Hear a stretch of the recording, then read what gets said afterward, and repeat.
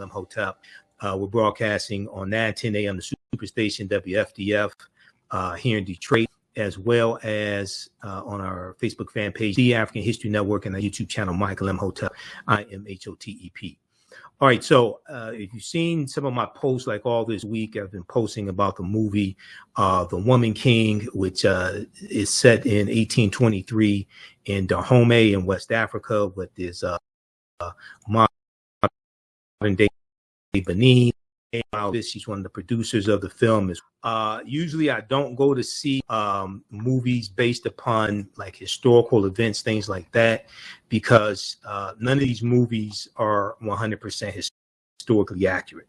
You can't name one of these movies that's 100% historically accurate. If you think it's historically accurate 100%, where did the script come from?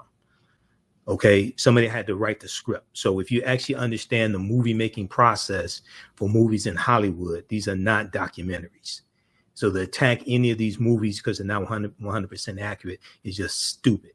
That's just stupid. It means you have absolutely no understanding of Hollywood movies. What these movies should do is cause people to want to learn more about the subject and to research the subject. You can start by Googling the title of the movie.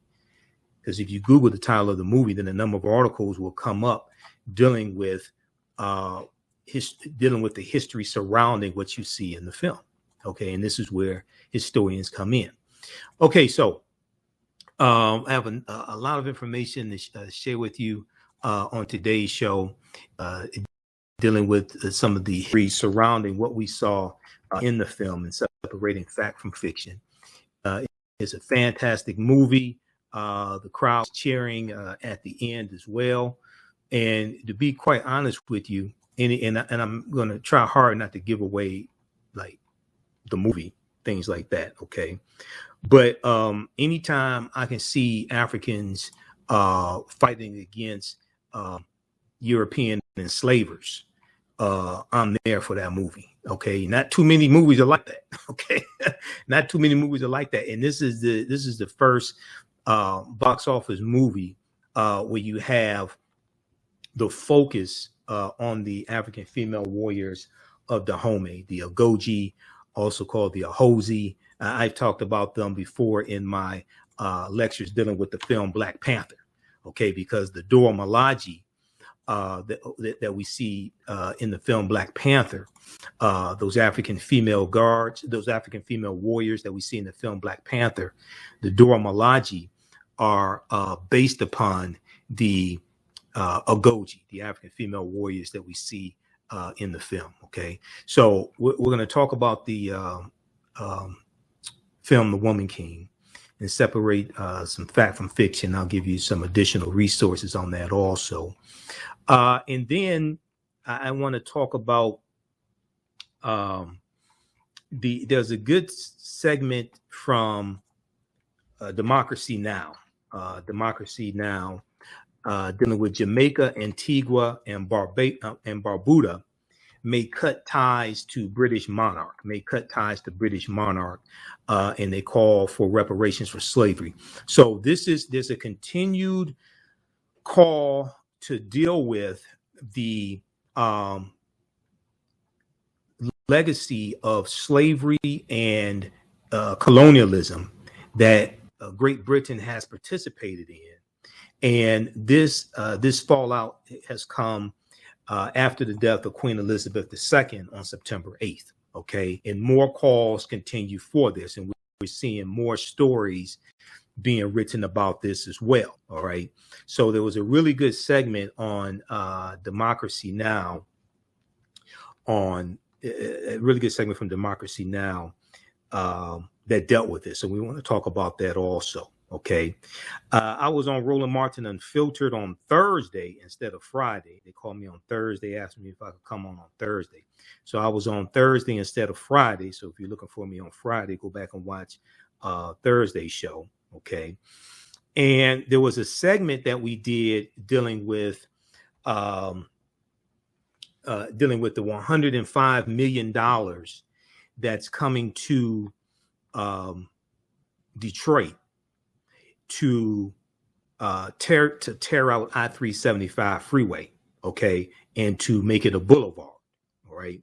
And we know that I-375 freeway ran through Black Bottom in 1964, wiping out a lot of African-American homes. And then also I-75 goes through Paradise Valley, which is an adjacent community, which was a business district and entertainment district, okay?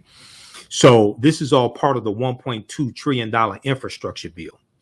We talked about this on Roland Martin Unfiltered, and Reese Colbert was sitting in for Roland. So we're going to share that segment with you as well, okay? And then we're going to be joined by Brother Nkosi, who is the founder of the African Math, AfricanMath.com. And we're going to learn more about African math and some of the history behind African math and its practical applications for African Americans today also. Okay, we'll talk about that as well.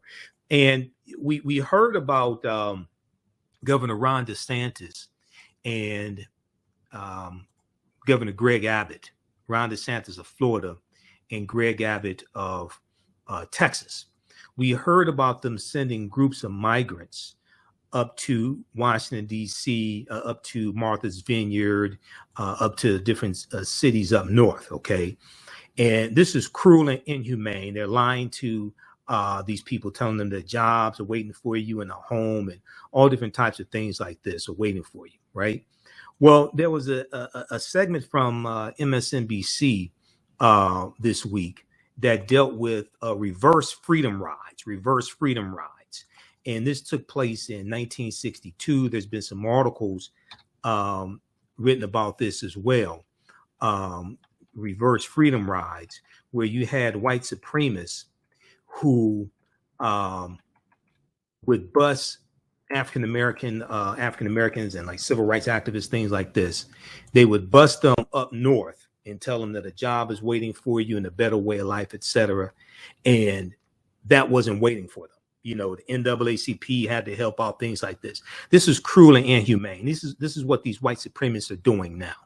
So we're going to talk a little bit about that. Reverse freedom rides. This is what white supremacists did in 1962, and this is what many of them are doing now, because they don't have any policies to run on that are going to make people's lives better.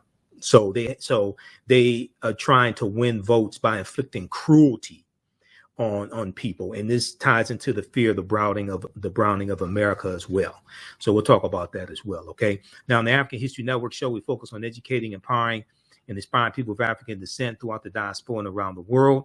Because right knowledge corrects wrong behavior. What you do for yourself, what you do to yourself, and what you allow other people to do to you and get away with is based upon what you think about yourself. What you think about yourself is based upon what you have been taught about yourself. What you've been taught about yourself is based upon everything you've read, heard, and seen about yourself.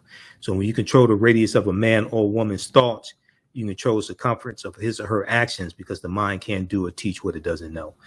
All right, calling numbers 313-778-7600. 313-778-7600 is the call-in number if you have a question or comment. We're broadcasting on our Facebook fan page, The African History Network, The African History Network, and our YouTube channel, Michael Imhotep, IMHOTEP, also. Okay, so I want to go to this first part, and I was trying to figure out really how I wanted to open today's show. But let's look at this here from this is dead.com. The Woman King rules with $19 million opening box office. Now, you had some people talking about absolutely no sense. 99 people talking about boycotting the movie, didn't see the movie. And I have 1 million followers on my Facebook fan page, The African History Network. I went through and looked at a ton of comments, probably comments the past few days. All the people who saw the movie had very good things to say about the movie. All the people who saw the movie had very good things to say about the movie. The only people who were criticizing the movie, people who didn't see the movie. That's why I said those people really need to be quiet and go see the movie. Okay, otherwise just stay quiet you're talking about. But if we look at this article here from Deadline.com, The Woman rules with $19 million, $19 million opening after A+ cinema score. Sunday box office update. Now, this is September 18th, 7:59 a.m. TriStar One's The Woman King higher than expected with a $19 million opening, boosted by lively word of mouth off an A+ cinema score and a massive 95% positive on ComScore, Screen Engine's post-track. Friday, including $1.75 million previews, came in at 6.8 million, while Saturday pulled in 7.15 million. We'll continue this on the other side of the break. List to the African History Network show. I'm Michael Imhotep. We'll be back in a few minutes. There's a good book called Fighting the Slave Trade by Sylvia Off. Trying to get the sister on the show. Okay, I emailed her a few years ago and she was out of town when my show was in. Kanye West made his idiotic remarks about, and was out of the country at the time and couldn't come on the show. Emailed her yesterday, so I'm trying to get her on the show. Okay, so the movie did $19 million this week, despite calls, idiotic calls for a boycott of the film. And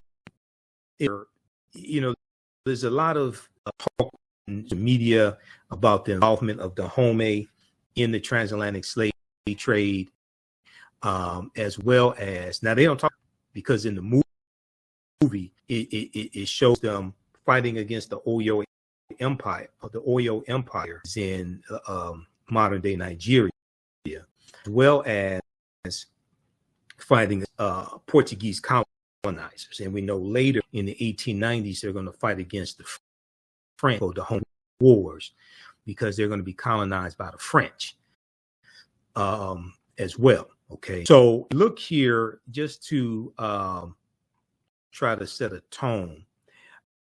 If we look at this piece here, this is a synopsis of the movie Fighting the Slave Trade by Sylvian Diop. And this sister, Dr. Sylvian Diop, this sister, historian of the African diaspora. She's the author of numerous books. But Fighting the Slave Trade came out in 2003. Okay. Fighting the Slave Trade, West African Strategies. Fighting the Slave Trade, West African Strategies. This is a synopsis at Amazon.com, but try to get it. If you can get it from an African American bookstore first, that's good. If not, then you can get it from Amazon. It says, while most studies of the slave trade focus on the volume of captives and on their ethnic origins, the question of how the Africans organized their familial and communal lives to resist and assail the transatlantic slave trade, has not received adequate attention. But our picture of the slave trade is incomplete. Our picture of the slave trade is incomplete without an examination of the ways in which men and women responded to the threat, and reality of enslavement and deportation. And we see this depicted in the movie. Slave Trade is the first book to explore systematic manner the strategies Africans used to protect and defend themselves and their communities from the onslaught of the transatlantic slave trade, and how they assailed it, and how they assaulted it. Because oftentimes they would trade in captives from a rival group, trade those with Europeans in exchange for rifles. So to better protect themselves from rival groups, but also to protect themselves from European colonizers also. In some cases, they're going to get cannons. because the Europeans are coming with cannons and they're coming with rifles. They're coming with superior weapons.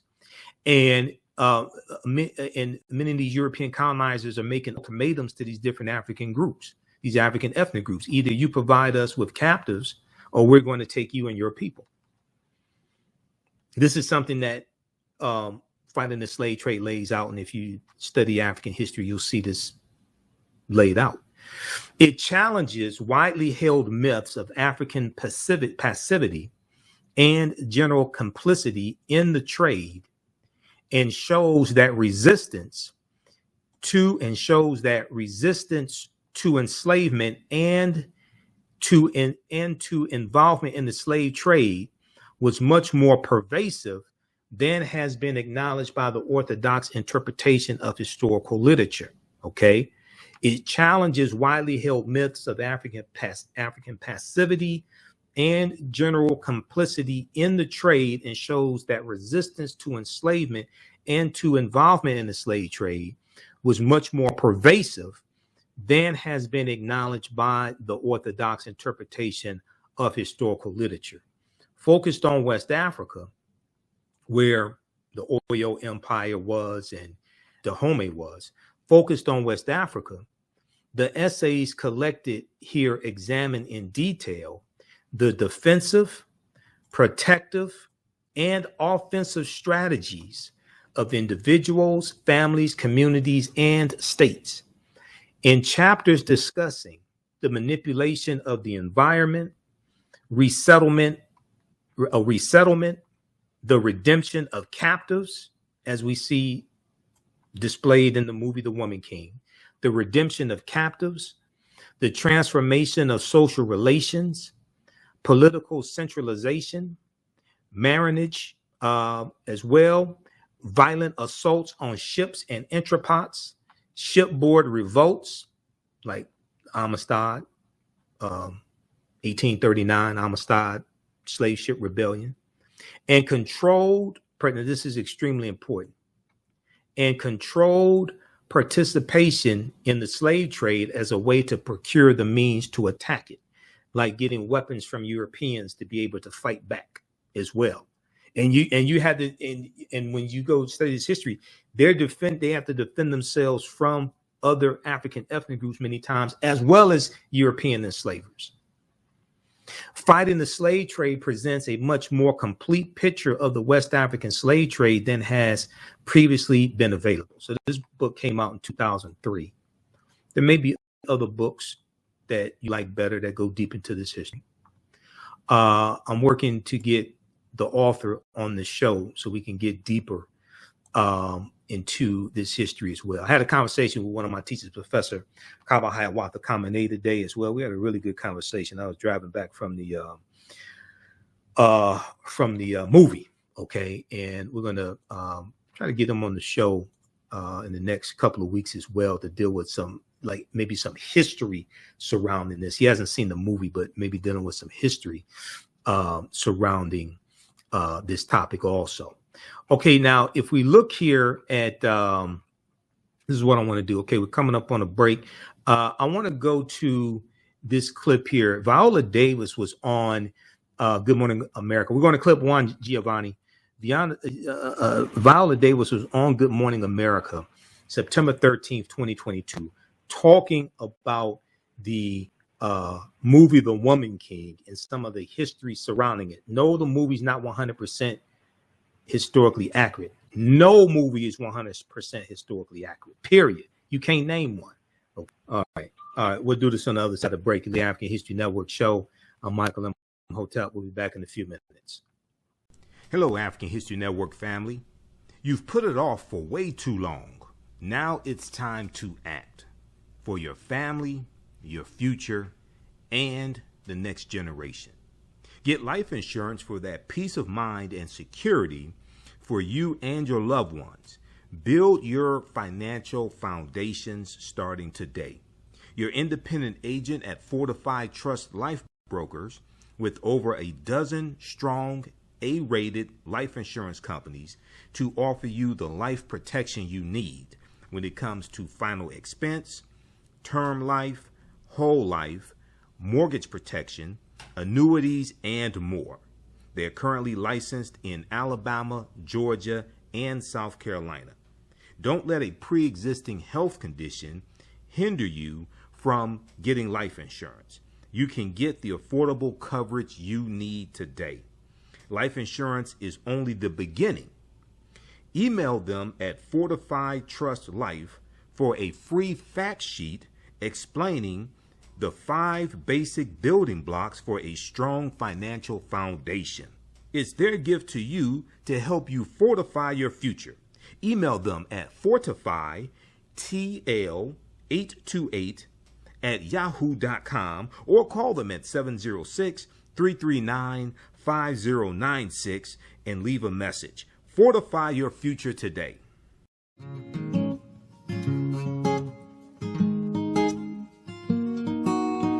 IDO Network International, in collaboration with STL Black Woman, DACA, and ACTA, present the Royal Pilgrimage to the Americas, August 24th through the 28th. The African kings and queens are coming to you for business, networking, and sharing of Pan-African ideals. The venue will be the illustrious En Garde Arts Hotel in St. Louis, Missouri. A royal cultural experience and exhibitions, trade and investment opportunities in Africa, the Caribbean, and the Americas.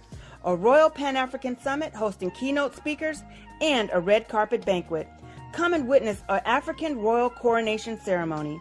Register at www.idonetwork.org to book your ticket to wine and dine with African royalty. Vendor opportunities available. Get face-to-face with the royals who own the land and resources for business. Contact DACA for deal room information at 602-730-4572.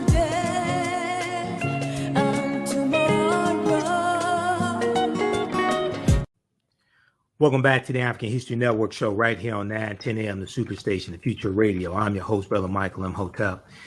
It is Sunday, September 18th, 2022, and we are live. Calling numbers 313-778-7600, 313-778-7600 is the call-in comment. Okay, we're talking about the movie The Woman King. It did over $19 million this weekend. It should come in number 1. Okay, it should come in number 1 also. I want to go to this clip here. Viola Davis, who stars in the film, is General Naniska, which is his character. She was on Good Morning America on early this week. And I want to go to that clip. Let's go to clip number 1, please, Giovanni. Hey, this is a movement. This is so much more than just a movie. And you even talked about it being so important to you and just that zenith for you. That sort of magnum opus, I call it. Yeah. I think the same reaction that you have as an audience is the reason why I did the movie. First of all, it is a movie that's led by women. And it's a movie that's led by black women. And it's a movie that's led by dark-skinned black women. There is no white savior, you know, and it's women who are warriors, tapping into not only their physical strength, but also when you see the movie, they're humanized. And so, when have you seen that, ever? I remember someone online said, I'm tired of seeing dark-skinned black women as just strong and fighting and masculine, and I was like, when have you ever seen that?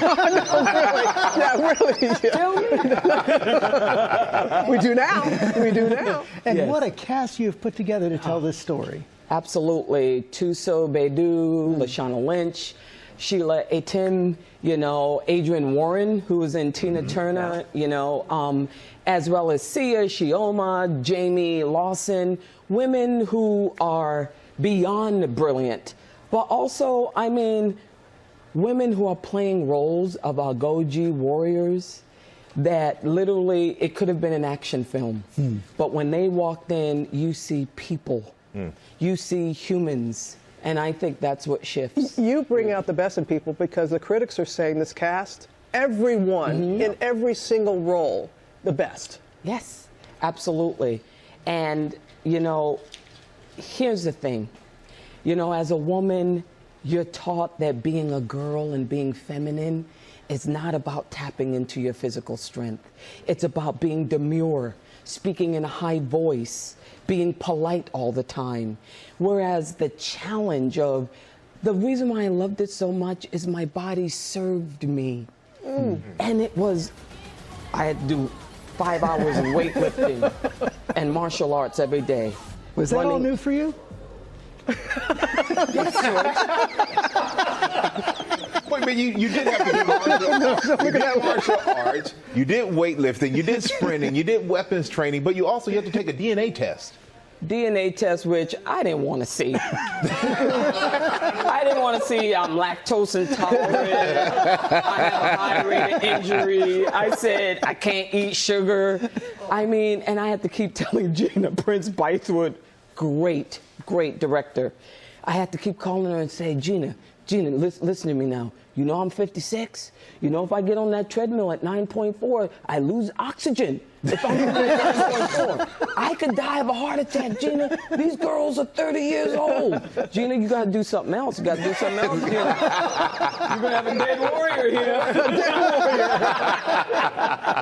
And you're all superhero warriors on the big screen, but this is the actual all-female army. Tell us about this. It's a true thing. The Agoji, the colonizers' name is the Amazons, but they were women who were recruited from the age of 8 and 14 in Dahomey, West Africa, which is now Benin. And they were women who were not considered beautiful, so no one wanted to, they weren't marriage material, they were unruly, no one can control them. And so they were sort of sold into the kingdom as Agoji. They had to fight for their kingdom, all military unit. They could not have children, they could not have, they could not get married, and they could not have sex. They had to train all day into the night, martial arts. They even had to literally walk over or crawl over acacia trees, which are just thorns, and show no pain whatsoever. But what's interesting is, as restrictive as that is, they took great pride in what they did. Because you know what? It made them matter. It gave them a purpose. And if they walked away from it and said they did not want to fight, they would be beheaded, a lot of them, or killed. And this is true history. There's only actually one book out there about the Agoji, which is The Amazons of the Black Sparta, which is part information, great reference book, and partly really painfully offensive. Calling these dark-skinned women bestial and ugly. And you know what, when I say that this is my magnum opus, this is my gift to the 6-year-old Viola, who was always called black and ugly. That 6-year-old girl that was always running from the bullies. This is me sort of reaching back to her and saying, look, you matter. And you surviving and you being tough, you keep being tough. That sort of affirmation of purpose. And it literally it's going to be transformative, I think, for even white men, white women, every type. But I feel for that dark-skinned woman who's been fed that cultural and personal narrative of being invisible. Let me tell you something, you're going to be seen in this. Well, you've made it impossible not to see this movie. I know, really, really. And, you know, and when you see this movie, I feel that you're going to try and determine what type of warrior are you, because there are different types. And you did this great thing online, which I took the quiz. You take a quiz, and you can, depending on what you put in, will determine the type of warrior you are to one of the characters. So Should we be afraid to take it? Just knowing us, what kind of, who do you think we are? Well, you know, I don't really know you, but I'm going to say you're Naniska. Okay. Now, when you were playing football, I would say you probably were a Zogie. Hey, once it's in there, it's never gone. I did calm down a little bit, but it's still there. You may be a Mensa, too. A Mensa? Yep. I'm going to go take the test. I took the test. And what are you? I'm a Mensa. Amends is spiritual. Yeah, didn't you see that? My brother. There you go. That spear. And not afraid to use it. So you two are praying over people, and I'm out there fighting. Hey, teamwork. Thank you for this morning. Yes. Thank you for your words. Thank you for your message, and it is incredibly powerful. Thank you very much. And the Woman King, I'm so glad about this. It is exclusively in movie theaters, and you want to see it on the big screen, and you will on Friday. Thank you. Okay. So that was from Good Morning America. I think that was from September 13th, I think it was. I'm having problems with Microsoft Word. That out on Good Morning America's YouTube channel, okay? So copyright section 107 of the Copyright Usage Act law. Now, one of the themes that's in the movie, and I came movie, and I'm going to go through my notes also, but I want to go through some history of Dahomey here in just a second.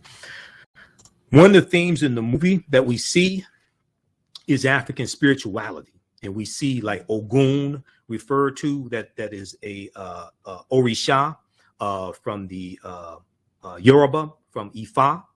We see African spirituality referenced throughout the film, okay, which is extremely important.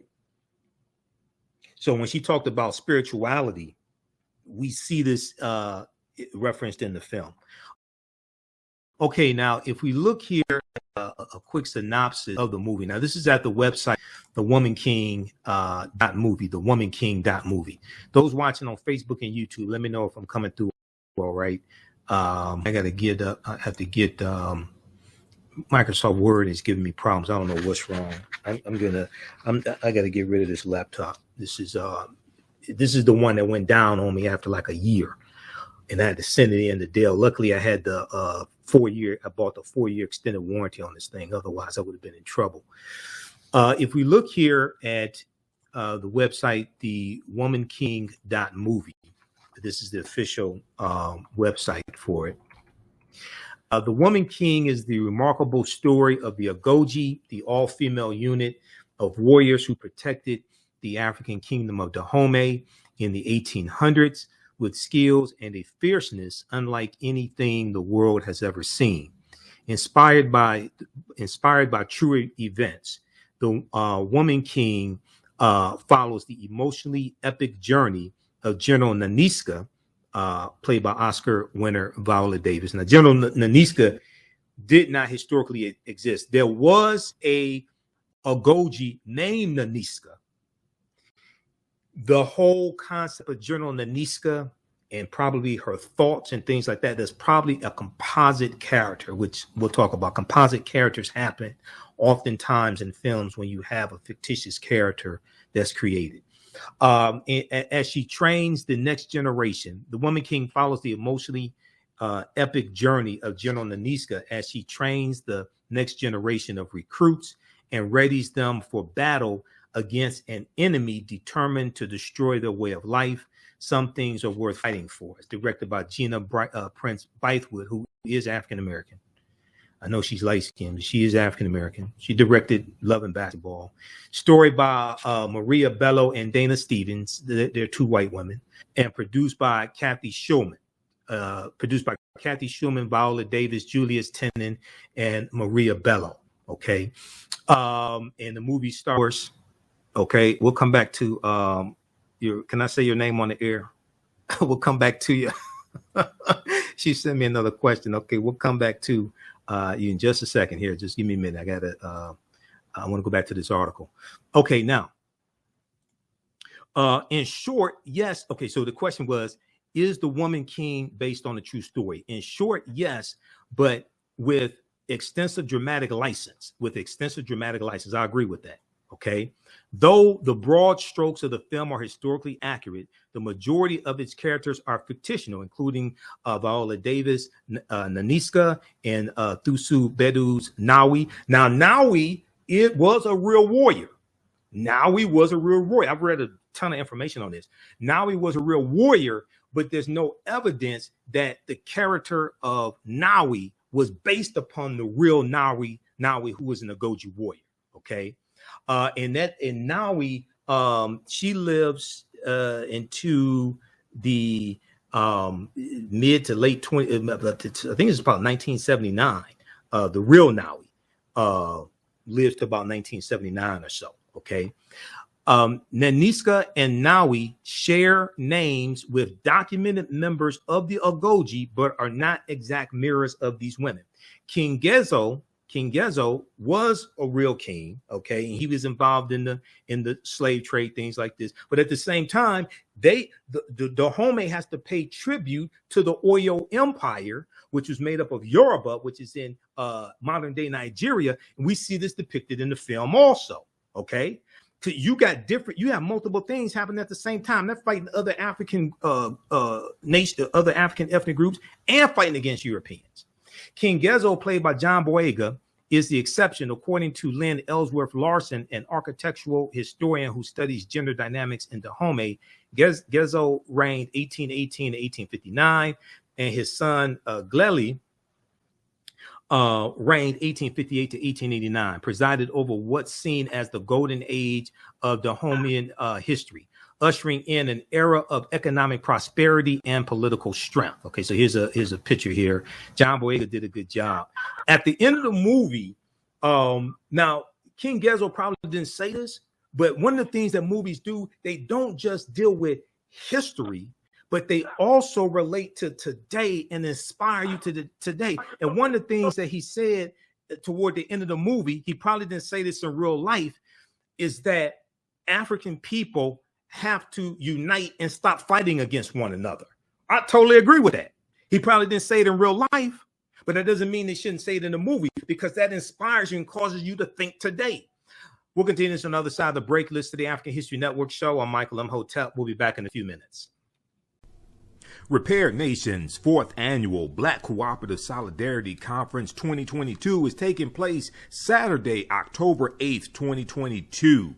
They welcome you to the Black Solidarity Co-op Conference hosted by Repaired Nations. They are excited to offer their virtual conference on cooperative action in the African diaspora community. Their theme this year is I versus We, Repairing a Nation. I versus We, Repairing a Nation.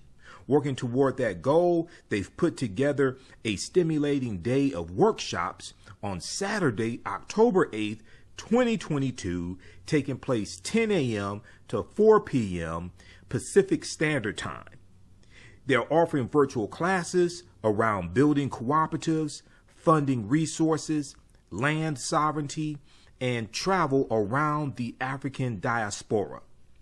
They are looking to offer popular education in the following areas: how to work collaboratively, Black identity, finances, and how to fund your cooperative, Black independent spaces, Black greatness, collective versus individualistic mindset. This is an all virtual session taking place Saturday, October 8th, 2022. Suggested donation is between $5 to $20. Donation encouraged but not required. Join them as they help to shift the paradigm toward a more cooperative consciousness on the planet. Hello, African History Network family. You've put it off for way too long. Now it's time to act for your family, your future, and the next generation. Get life insurance for that peace of mind and security for you and your loved ones. Build your financial foundations starting today. Your independent agent at Fortified Trust Life Brokers, with over a dozen strong A-rated life insurance companies to offer you the life protection you need when it comes to final expense, term life, whole life, mortgage protection, annuities, and more. They are currently licensed in Alabama, Georgia, and South Carolina. Don't let a pre-existing health condition hinder you from getting life insurance. You can get the affordable coverage you need today. Life insurance is only the beginning. Email them at fortifiedtrustlife for a free fact sheet explaining the 5 basic building blocks for a strong financial foundation. It's their gift to you to help you fortify your future. Email them at fortifytl828@yahoo.com or call them at 706-339-5096 and leave a message. Fortify your future today. I'm your host, Brother Michael Imhotep. Now, we deal with a number of different topics here on the African History Network Show. We do recurring events of history and much, much more. We're going to give you an update on what's going on. This is about self-preservation. We have to extinguish the fire of white supremacy. See, that's without consequences. Catch it all right here on 10 a.m. Superstation. Welcome back to the African History Network Show. All right. Visit our website, TheAHNShow.com, TheAHNShow.com. You can support us through PayPal or Cash App, $ TheAHNShow through Cash App, then also through PayPal, paypal.me/TheAHNShow. Click on the links here. This is our official Cash App account, $ TheAHNShow, SHOW. When you go to it, it says Michael. It shows my picture there. These other ones are fake African History Network Cash App accounts, and I'm still trying to get shut down. There's like 5 of them that I've identified that have been stealing money from us. That's not us, okay?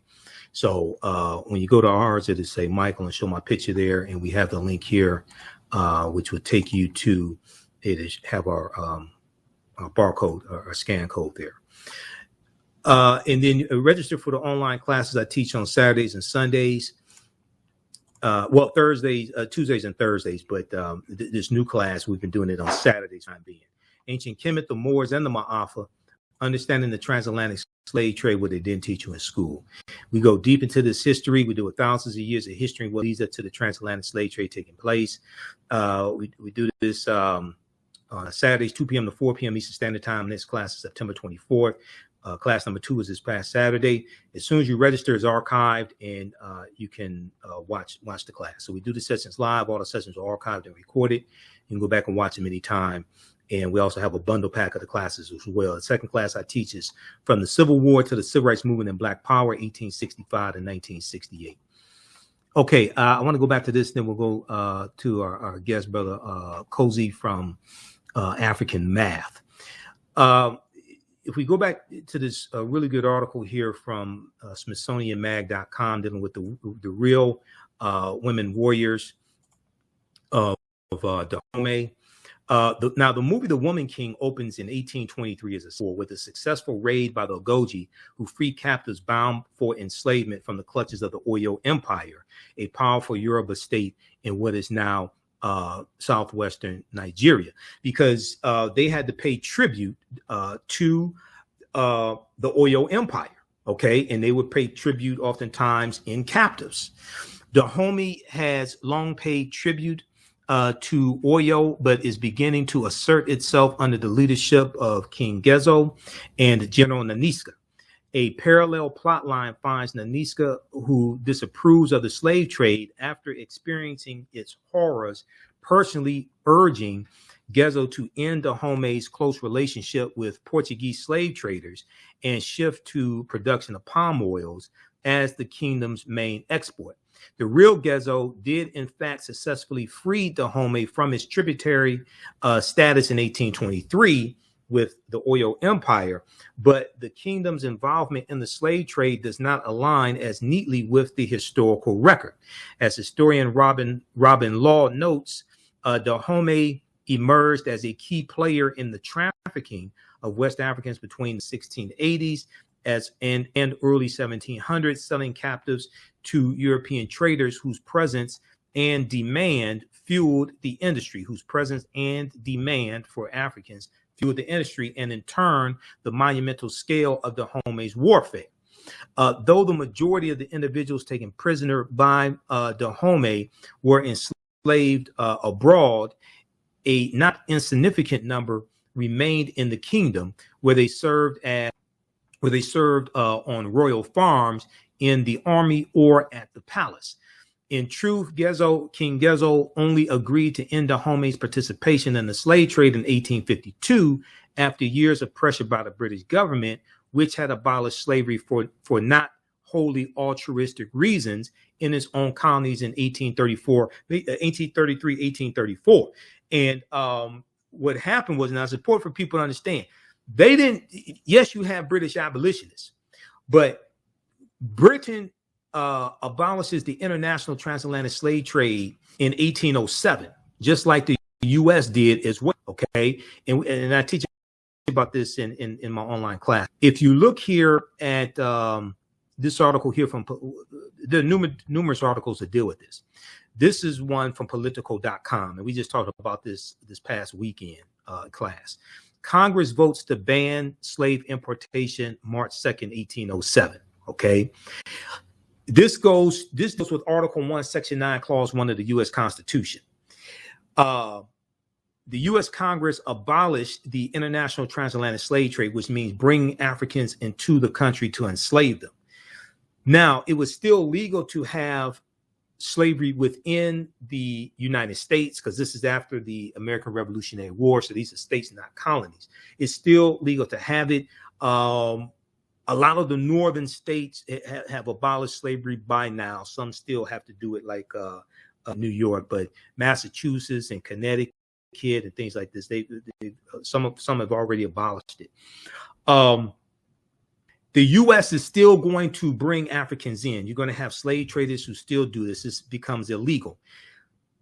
You're going to have U.S. naval ships out on the seas looking for slave ships so that they could take that cargo, take those Africans, arrest the crew. The British are also doing the same thing. This is actually referenced in the movie because Great Britain abolishes their participation in the international transatlantic slave trade in 1807. You're going to see different European nations enter into international treaties to abolish the international transatlantic slave trade. Now, many of them are going to violate it and still bring Africans into their respective countries and colonies. The U.S. is no exception. This is how you get the Clotilda in 1860, and then the Amistad. The U.S. Supreme Court case of the Amistad, the United States versus Amistad, 1841.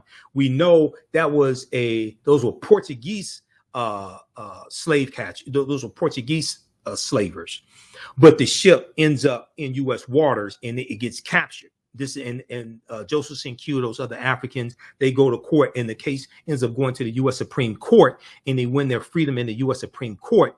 In the U.S.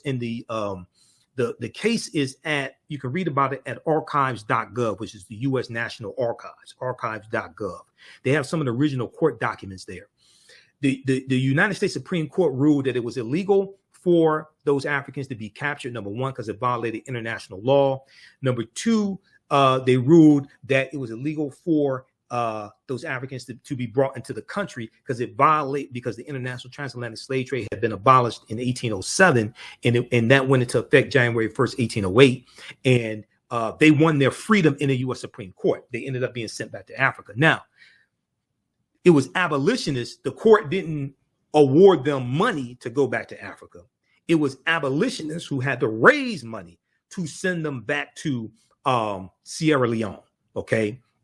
But they won their freedom in court. Now the reason why the U.S. abolishes the international transatlantic slave trade in 1808 is based upon Article 1, Section 9, Clause 1 of the U.S. Constitution, which helps to lay a legal foundation for reparations in this country, because all of the Africans who were brought into this country from January 1st, 1808 to about July of 1860, when the Clotilda comes into Alabama, all that was illegal based upon federal law.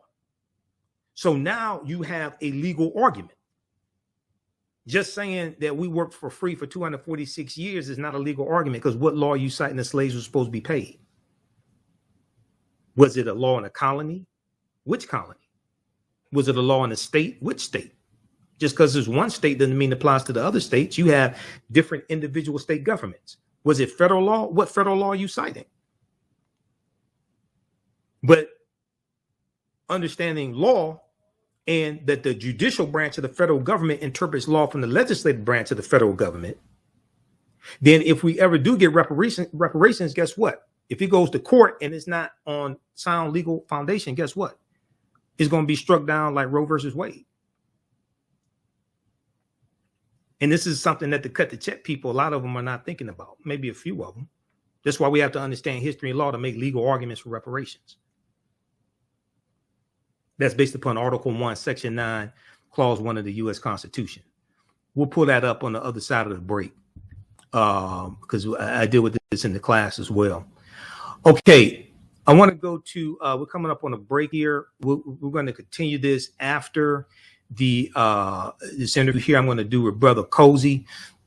Thanks for holding Brother Nkosi as well. We're going to be on right here. Brother Nkosi is, I met at the Liberated Minds Black Homeschooling Education Expo a few years ago. And he gave me a ride back to the hotel. Got to go get my DVDs and things like that. And this brother has some fantastic information dealing with African math. Now, African math is an ancient mathematics system which thrived throughout the entire continent of Africa during the prehistoric era, but unfortunately fell out of common use due to upheavals caused by the Great Maafa Kiswahili term, which refers to our Holocaust, the transatlantic slave trade. This once lost ancient African indigenous knowledge system has been revived and is being reintroduced as a modern math program, thanks to 10 years of research and development by an independent researcher who has organized this African intellectual treasure into a practical curriculum. And when I met him at the Liberated Minds Black Homeschooling Education Expo in Atlanta, he had a vendor booth and he was educating people on African math. Kumi African Abacus Numeracy Game Book #1 is the first of a growing series of African math activity books available at Amazon.com with easy to follow along book. It's an easy to follow along book with tutorials which can be found on the African Math YouTube channel. When we come back from the break, we're going to speak with Brother Nkosi. Listen to the African History Network show. I'm Michael Imhotep. We'll be back in a few minutes. On the African History Network show, we do current events and history and much, much more. We're going to give you an update on what's going on. This is about self-preservation. We have to extinguish the fire of white supremacy so elections have consequences. Catch it all right here on 910 AM Super. Welcome back to the African History Network show. All right. On the line, we have Brother Nkosi with African Math, AfricanMath.com. And right before the break, I was giving you a brief synopsis of African math. This is a brother who I met at the Liberated Minds Black Homeschooling Education Expo some years ago, because the first time I went was like 10 years ago. It was taking place in Atlanta, but now it's virtual. So we just had a conference in June. I think it was June, and I was one of the presenters there in June. But welcome to the African History Network show, Brother Nkosi. How you doing today, brother? Thank you, Mike. I really appreciate this opportunity. Oh, no problem, brother. Okay, so give us some more information. I gave a brief synopsis of African math, and once again, people can purchase the books at Amazon.com. Kumi African Abacus Numeracy Game Book, and we'll get that information up on the screen also. But give us some more information on African math. African math, to, of course, prehistoric times. It is a combination of very advanced math systems that can be traced back to Southern Africa, East Africa, West Africa, Northern Africa. Even the Olmec Empire here in America seems to have certain roots in African math, because when I did the research and started following the breadcrumbs, I noticed that Africans had a very diverse number of spoken languages. Mm-hmm. And then as I did the research, I realized that the same way we have a very diverse number of spoken languages, we also have a very diverse method of mathematical languages. Okay. So when I started following the breadcrumbs, even when I went to South Africa, it's just amazing how even the counting systems and Africa tie into those mathematical languages. Okay. So is there now do people have to learn an African language to do African math? If so, which African language would maybe be the primary one? Oh man, that's a very good question. So no, you don't have to learn an African language. What you have to learn is the counting structure embedded within African languages. So when I follow the breadcrumbs back, and I don't want to get too much into the math because it can be a little, but the math is very sophisticated. But Right. if you look at the counting languages in Africa, ancient African ancestors, they embedded algorithms into the counting systems. So if you go to South Africa, there's counting systems, very advanced algorithms. Like instead of when you get to 8, there's an algorithm that says 10 take away 2 equals 8, and 10 take away 1 is how you would say 9. Right. And that's very important because when you use the African abacus, which is a tremendous finding in and of itself, those algorithms give you instruction on how to do your mathematical process. And then in Nigeria, Nigerians have been utilizing a base 20 counting system since the beginning of time. So again, when you study mathematics, and it's like Wakanda math. It's so sophisticated and it's mind blowing that if you just study African culture and African language, it's embedded within the counting system. Okay, it's embedded within the counting system. Okay, now explain. Now up on the screen, I'm on your website, and we're looking at Kumi Playbook #1, African Abacus Numeracy Game Ages, 2+. Is that 2 year? Is that 2 years old and up, or what's 2+ mean? Yeah, it's like age 2 and up. Okay, age 2 and up. Now, okay, go ahead. Right now, the thing is, with African knowledge systems, it's more cultural than it is simply academic. Okay. The academics are very important, and we've done a great deal of due diligence making sure to check those boxes.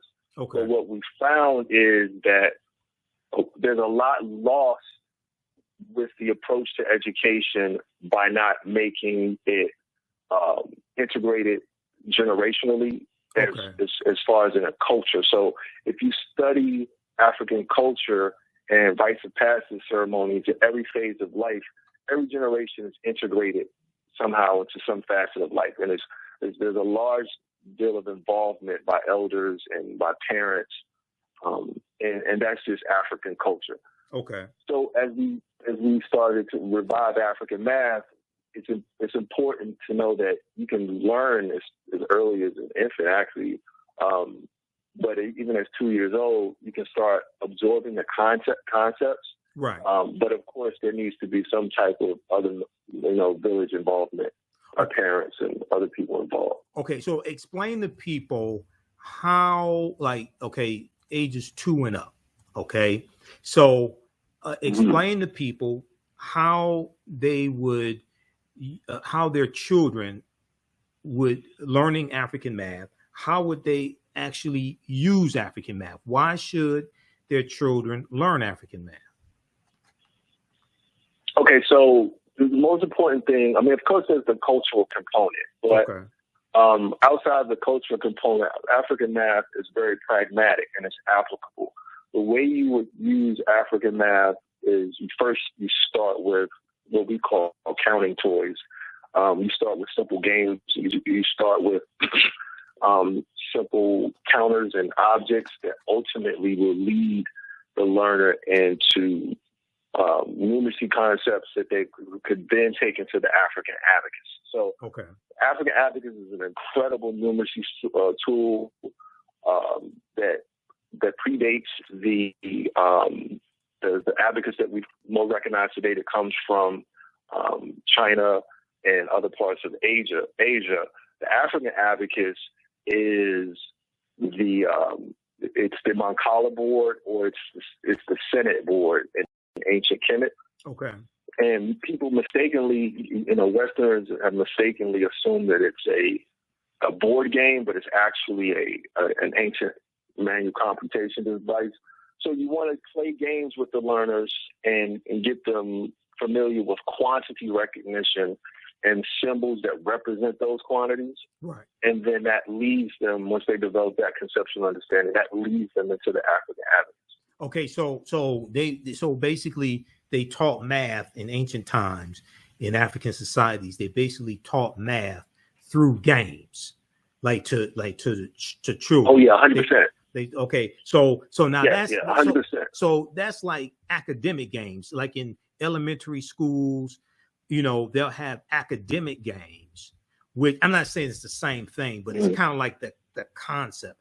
They have what's called academic games, which teaches children math skills, and they have tournaments, academic game tournaments, things like that. And it turns math into a game to teach them math skills and more complex math skills. So it's something along that line. Correct. And like if you go online and you just look up traditional African games or African traditional games, that you'll find the foundation of double dutch goes to Africa. There's a game called the Keto in South Africa where you throw a stone up in the air and you move stones and then you catch the stone that you threw up in the air. What's the name of that game again? Foundation of what's the name of the it? game that the Keto, Diketo. Okay. That's the foundation of the game. That you remember the ball? You remember jacks where you have the ball and right. That's from Africa. That's a game called the Keto, Diketo.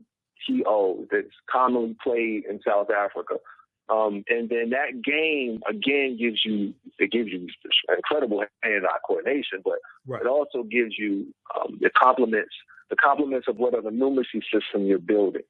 So it depends on what quantity you play, but that's the root of that game. So our ancestors had a curriculum approach that was very organic and cultural, rooted in play, so that approach transition learning seamlessly into more advanced mathematical concepts.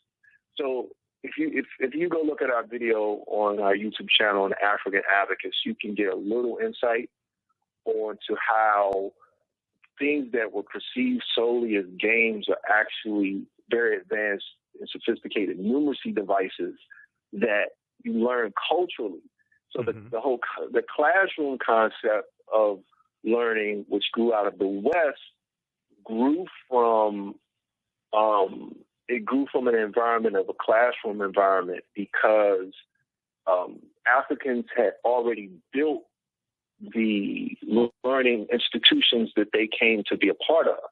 Right. So using the math system that's dated back to ancient Africa. So it's a different concept. It's a different culture. Like I grew up with hip hop, and again, that was a culture that was rooted in play and having fun, at least originally back in the 70s and 80s. And then prior to that, if you look at just the cultural contributions that came through rock and roll, or came through jazz, or they came through Lindy Hop and tap dancing, and just a myriad of different cultural contributions that came out of our community. It was organic, and it was deeply rooted in fun and play. Okay, so that's what African math is. Quickly, give people the website address because we're running out of time here. Give people the website address, how they can learn more, and how they can order the books. Okay, well, this is a very good question. First, just go to AfricanMath.com. Okay. AfricanMath.com. Go to the upper right-hand corner and click Login. Okay. And then it'll give you an option at the bottom middle to join now. Okay. And if you just join our mailing list or subscription, that would be a good way for us to keep in contact with you, keep you abreast of what's going on. Okay. And we're also teaching a class right now, Liberated Minds. So just go to our website and we'll send you that information. All right. AfricanMath.com.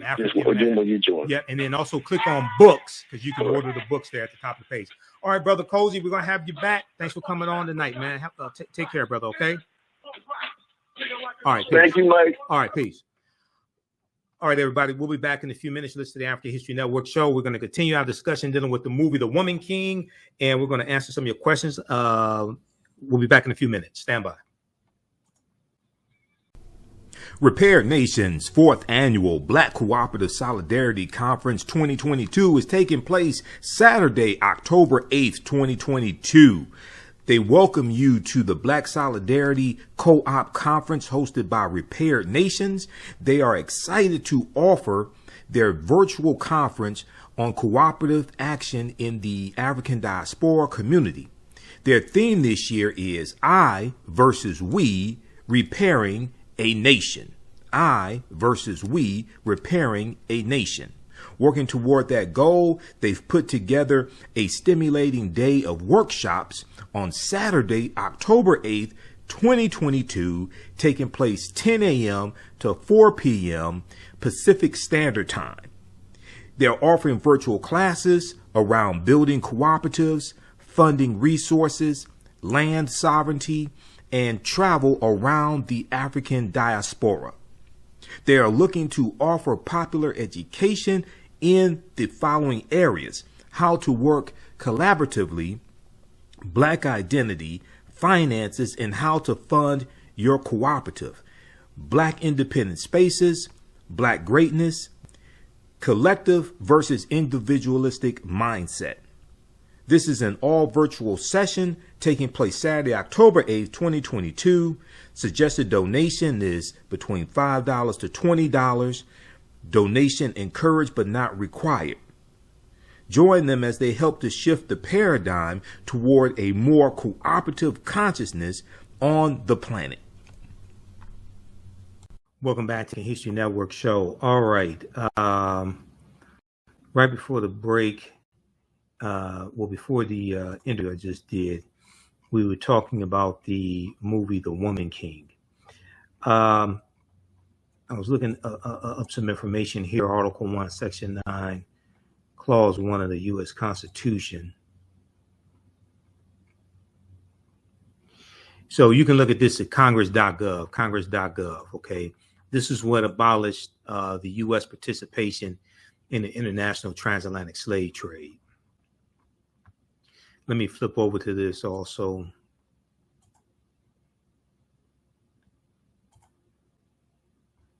Okay, this is at congress.gov, Article 1, Section 9, Clause 1, restrictions on the slave trade, restrictions on the slave trade. A lot of people don't know that the U.S. Constitution lays the foundation for a legal argument for reparations. Reason why we don't understand this is because most of us don't understand history or law. This is problematic.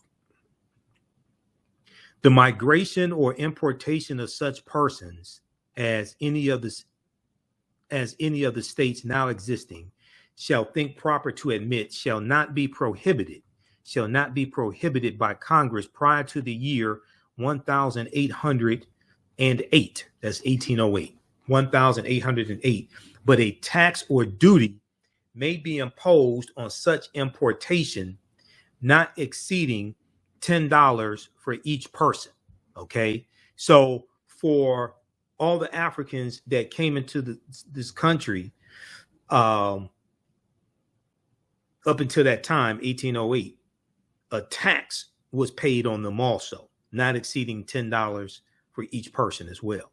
So we should investigate, well, how much money did the government make off of these taxes that were paid on these Africans coming to this country? And then also look at interest, right? Because this is right here in the U.S. Constitution. Article 6 of the U.S. Constitution tells you that the U.S. Constitution, all the previous treaties and all of the subsequent treaties are the supreme law of the land.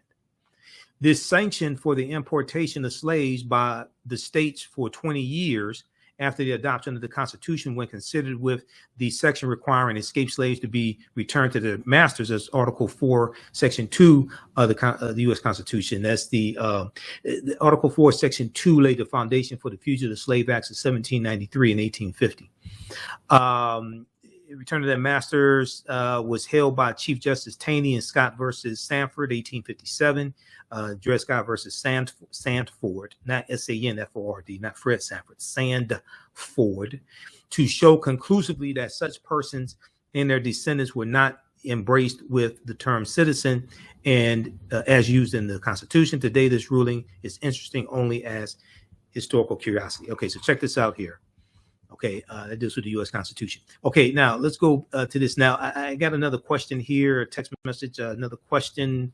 Somebody asked me, she said, do you think America, the same person that asked me the previous questions that texted me, do you think America was better with that ideology of white male patriarchy? Ideology of patriarchy, thinking another day for another discussion. Okay, do you think America was better with that ideology of patriarchy? Okay, well, if you ask a lot of men, especially prior to 1920, when women got the right to vote, especially white women, if you ask a lot of men, they'll say yes. If you ask a lot of women, they'll probably say no. And women today, especially African-American women, are still fighting for equal rights, equal pay, things like this. So generally speaking, if you understand history, no, it wasn't better under white male patriarchy or patriarchy adopted by different ethnic groups. No. But especially if you ask women, the majority of them, now you get some white Christian nationalists, idiots, Stepford wife idiots, they may say it was better because they want to be barefoot and pregnant or something like that, you know. But generally speaking, no, it wasn't. But for white men, it was. Okay, let's go back to this article here from SmithsonianMag.com. And this deals with the real warriors, the real warrior women of Dahomey. Now, in response to concerns about how her movie would depict Dahomey's engagement with European slave traders, Gina Prince Bythewood, who's the African-American female director of the film, told The Hollywood Reporter, quote, "We're going to tell the truth. We're not going to shy away from anything, but also we're telling a part of the story, which is about overcoming and fighting for what's right." Now, portraying the Ogoji through Naniska's actions as critics of the slave trade makes for a nice story, says Larson in an interview. Do I think it's historically accurate? I'm skeptical. She adds, these women are symbols of strength and of power, but they're also complicit in a problematic system. They are still under the patriarchy of the king, and they are still players in the slave trade. Now, Maria Bello, an actress and producer who co-wrote the story, The Woman King script, is based upon first learned about the Ogoji during a 2015 trip to Benin. Recognizing the subject's cinematic appeal, she persuaded producer Kathy Schulman to find a studio willing to finance the project. Gina Prince Bythewood and Viola Davis joined the team soon after. Quote, "It was a constant push and fight to convince people that we deserve a big budget." It had a $50 million budget. It was a constant push and fight to convince people that we deserve a big budget, that we deserved to tell a story like this. Gina Prince Bythewood tells the Los Angeles Times. Now, this was the real, the African female warriors of Dahomey were the real life inspiration of the Dora Milaje in the film Black Panther. I've talked about that before here numerous times on this show, and I deal with this in my online classes. But we do a whole section dealing with the film Black Panther as it relates to African history and culture in my courses, and I've done lectures dealing with the film Black Panther also. It's a powerful movie on multiple levels. Wakanda is a real word as well. Wakanda, we see it in the Omaha Ponca and Sioux Indian languages, and Osage. It means possesses secret powers, and it's a Kikongo word. It's in reference to family in Kikongo. Now, that the film was greenlit at all stems from the blockbuster success of 2018's Black Panther, which did $1.3 billion internationally, totally internationally, which testified to the demand for entertainment created by and featuring Black creatives. The movie's Dora Milaje regiment was inspired by the Ogoji, also known as the Ahosi. Okay, for so long, Hollywood has only ever framed Africa in stereotypical ways. Aji Ori Agbesi, I'm not sure how to pronounce her last name, Agbese, an expert on African cinema at the University of Texas, Rio Grande Valley, tells Miss Magazine. So the Woman King, centered on African women and African history, will generate a conversation. We have Black Panther to thank for that. More than a conversation, it has to generate actual research. That's why I'm sharing this article with you. There are other articles also. There's a ton of articles that have been written in the past couple of weeks, and some have resurfaced from a year ago, 2 years ago, 5 years ago, on this subject. So what we see on the screen has to encourage us to actually go study this real history, okay? Those watching on Facebook and YouTube, keep watching for a few more minutes. We're going to keep this discussion going because I control my own platforms. We're out of time here on 910 AM Superstation WFDF. Visit our website, TheAHNHistoryNetwork.com, TheAHNHistoryNetwork.com as well. You can support us through Cash App or PayPal, and you can register for the online classes I teach also. Right now, it's correct wrong behavior. It's not over till we win Wakanda forever, and we'll talk to you next time. Peace. All right, stand by. Okay. And visit our website, historynetwork.com, right here. Visit our website, TheAHNHistoryNetwork.com, so you can register for my online history classes where we go deep in this information. You can also support us through Cash App and PayPal as well. All right, so next class is Saturday, September 24th. Ancient Kemet, the Moors, and the Ma'afa, Understanding the Transatlantic Slave Trade, what they didn't teach you in school. All right. Let's go back to this piece here from SmithsonianMag.com. So who were the Agoji? The first recorded mention of the Agoji dates back to 1729, dates back to 1729. But the unit was possibly formed earlier, even earlier, toward the beginning of Dahomey's existence, when King Huwekbaja reigned circa 1645 to 1685, created a corps of women elephant hunters. Now, the real history, because I looked at different sources for this, the real origins of them is not really known. There's some theories. One theory is that they developed as a group of, developed from a group of elephant hunters. There's no real definitive explanation on how they evolved. One theory is that they evolved as palace guards. Another theory is that they evolved as elephant hunters. Now, alternatively, Hongbi, who briefly ruled as regent following the death of her brother in the early 18th century, may have introduced the women warriors as part of her palace guard. Either way, the Agoji reached their peak in the 19th century under King Gezo, who formally incorporated them into Dahomey's army. Thanks to the kingdom's ongoing wars, Dahomey's male population had dropped significantly, creating an opportunity for women to replace men on the battlefield, but oftentimes they would fight alongside men on the battlefield as well. Now, more perhaps than any other African state, Dahomey was depicted to warfare. More perhaps than any other African state, Dahomey was dedicated to warfare and slave raiding, wrote Stanley B. Alpern in the book Amazons of Black Sparta, The Women Warriors of Dahomey, the first full-length English language study of the Agoji. Quote, it may also have been the most totalitarian, with the king controlling and regimenting practically every aspect of social life. Here's a picture from the movie as well. A scene from the movie. That's from the beginning of the movie, actually. Dahomey's standing army was an anomaly in and of itself, as most of the African kingdoms disbanded their forces when not actively at war. The fact that the Agoji and their male counterparts wore uniforms also set them apart, establishing the Dahomeyan military as an organized, highly visible fighting force. All right, I'm going to skip ahead. There's some different couple of sections I want to look at here, a couple of articles, other articles we're going to look at as well.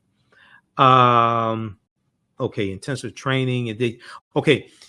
To become an Agoji, recruits underwent intensive training, and we saw this depicted in the film.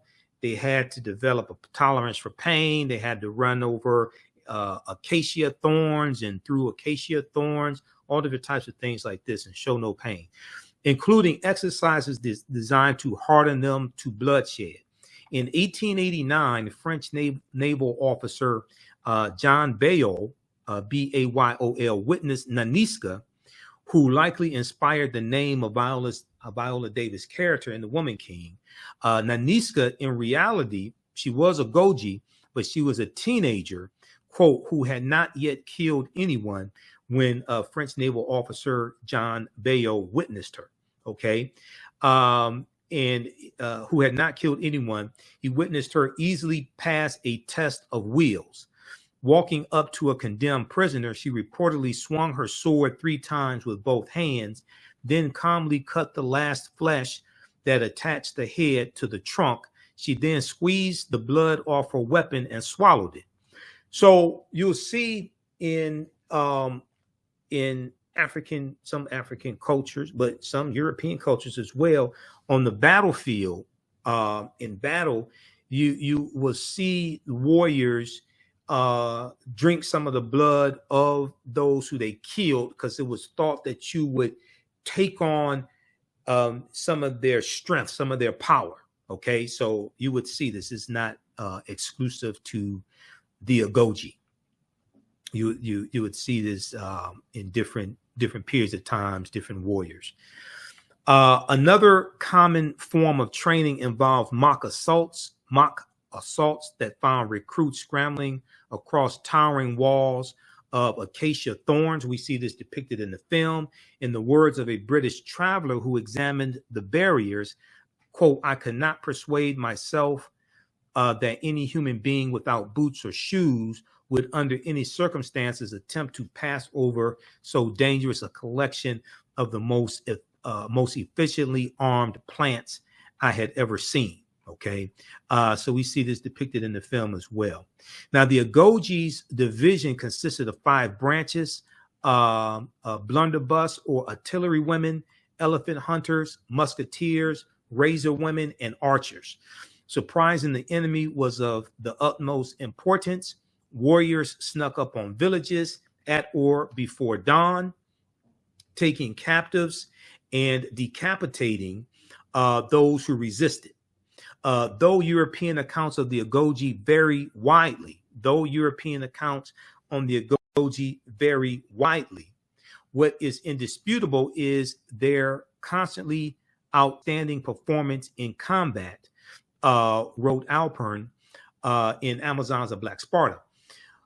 With the rest of the Dahomeyan army, these women warriors were, quote, the scourge and terror of the whole surrounding country, always at war and generally victorious, as an American missionary later recounted. Okay, now what happened to the Agoji?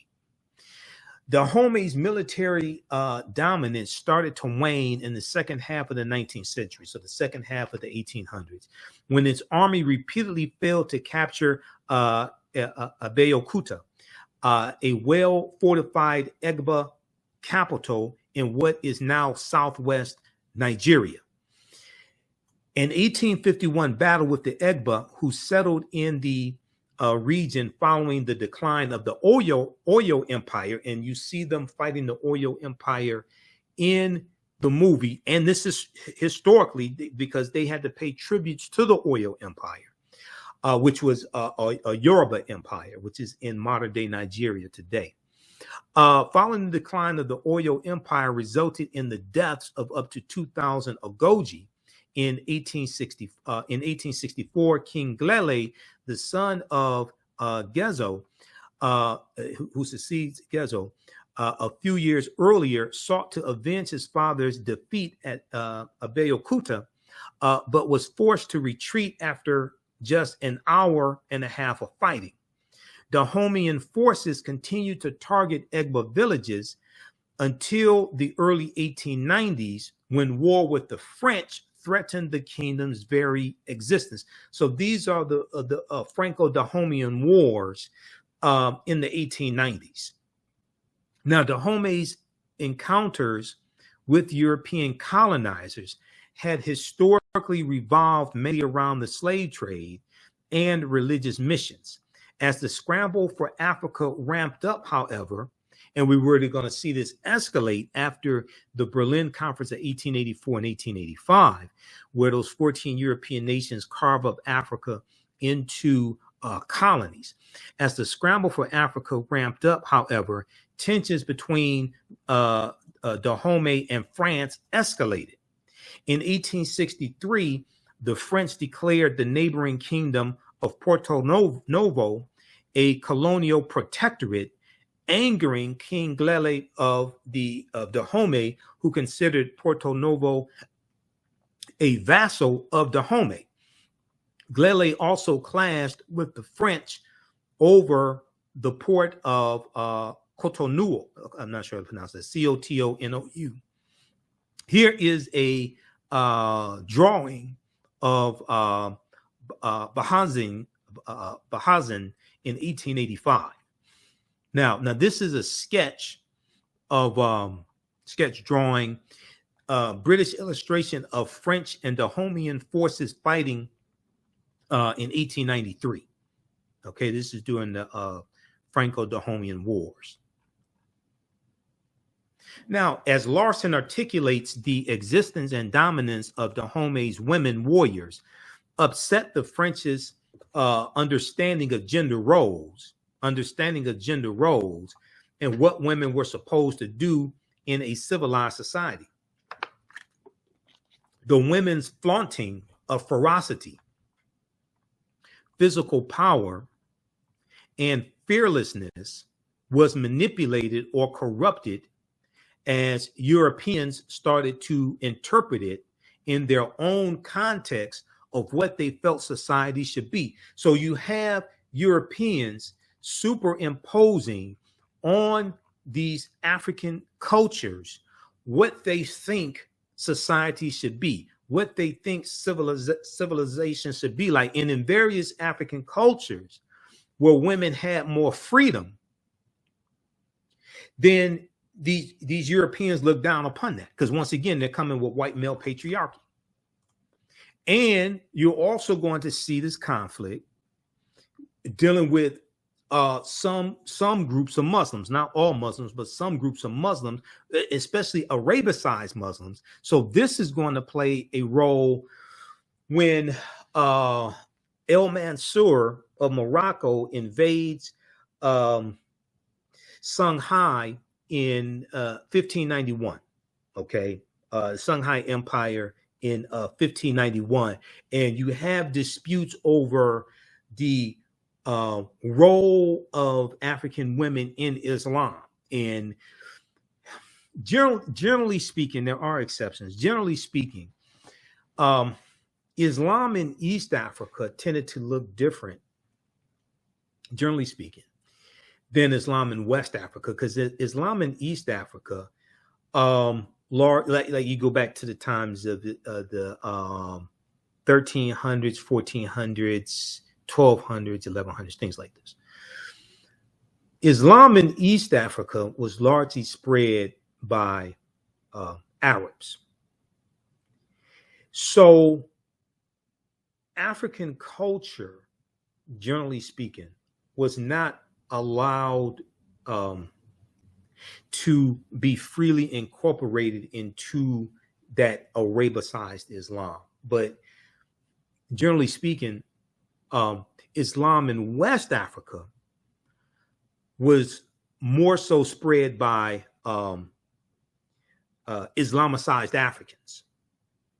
So West African culture is allowed to be infused more so into Islam in West Africa than East Africa. There are exceptions to that, but just generally speaking. And this caused conflicts with different groups of Muslims because of the freedom in many of these West African societies that women had. Okay, who has some information? Well, Dr. Jose Pimenta Bay in his lectures, the History of the Moors in Spain, which is on our YouTube channel, and that's on YouTube. He deals with that in there. I think Maleficete Asante talks about that in Classical Africa, the book Classical Africa, but there are different sources on it. But Dr. Jose Pimenta Bay does talk about that because he talks about El Mansur invading Shanghai in 1591. Okay, now for the French, the Agogi were simply, quote, more fuel for the civilizing mission, end quote, who sought to impose European ideas on African countries. For the French, the Agogi were simply more fuel for their civilizing mission, which sought to impose European ideas on African countries. And along with these European ideas come gender roles as well, based upon a European cultural paradigm forced onto African people, as well as white Christianity also. Usually white Christianity as well. Now, the first Franco-Dahomean War began on February 21st, 1890, just 2 months after the accession of King Gleli's son, Kondo, who took the name Bahanzan upon claiming the throne. On March 4th, 1890, now what's interesting is this is taking place right in West Africa in Dahomey, 1890. And if we relate this to history like in this country, 1895, that's when Frederick Douglass dies. Okay, if we just look at this, we just look at this timeline, what's going on in West Africa, what's going on in the U.S. Because this is after the Civil War, after Reconstruction ends, you have Jim Crow laws being passed. This is 5 years after the Mississippi State Convention of 1890 that rewrites the Mississippi State Constitution to impose poll taxes and literacy tests, right? Do you all know who Zara Cully is? Okay, Zara Cully played Mother Jefferson on the Jeffersons. Actress Zara Cully, Mother Jefferson. She died in 1978. Zara Cully was born in 1892. Zara Cully was born 3 years before Frederick Douglass died. Zara Cully was born 2 years after the first Franco-Dahomean War started in 1890. When you watch the Jeffersons, the episodes with Mother Jefferson, you're watching somebody who was living history. She was born before Harriet Tubman died in 1913. She was born in 1892 before Booker T. Washington died in 1915. She was born, I think, 27 years after slavery ended and the Civil War ended. Zara Cully, veteran actress, I think very underrated, best known for her role as Mother Jefferson on the Jeffersons. Born 2 years after the Franco-Dahomean War of 1890 began.